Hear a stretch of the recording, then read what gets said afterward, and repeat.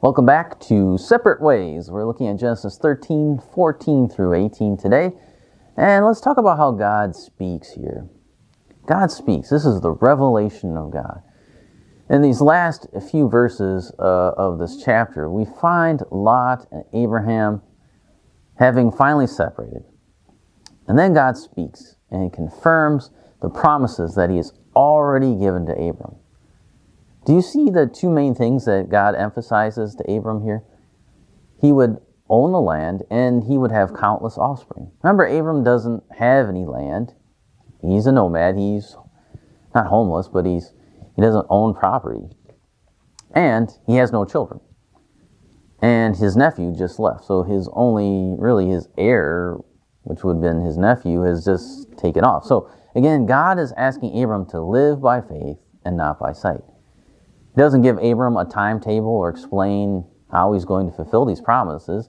Abram must trust God. He has to trust God. That's all he has. So, what does Abram do? Abram worships. This is Abram's response to God's promises. He moves to the oaks of Mamre at Hebron and builds an altar to the Lord. Again, this guy is building altars all over Canaan, which is worshiping pagan gods. Very interesting.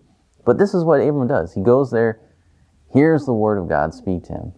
So this is how Abram responds upon returning to Canaan, and now he does so again after God confirms the promise. But that is worship, right? God acts, he calls, we come and worship. That's what worship is all about. God has done something, he calls us to come in to worship him. And what do? We come and worship him. And so you see here Abram responding correctly to what God has done. God has told him again what the promises are to him, and he worships. So that's that part where God is faithful. He reveals himself again to Abram, and really it sets the course of Abram's life. This is really the contrast to Lot's decision in life. You see the big contrast here. Lot's going towards the prosperity to the wealth.